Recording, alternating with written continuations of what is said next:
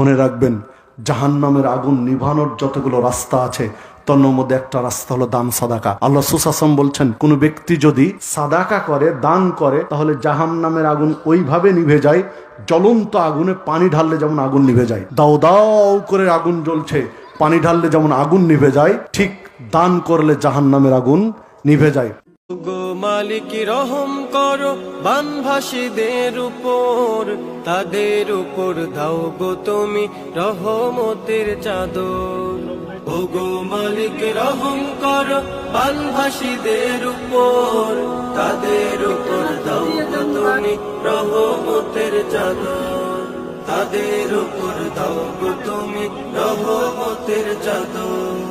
দিন কেটে যায়, রাত কেটে যায়, ঘুম নেই যে তাদের, খাওয়া দাওয়া স্নেহ মায়ার বড়ই অভাব তাদের।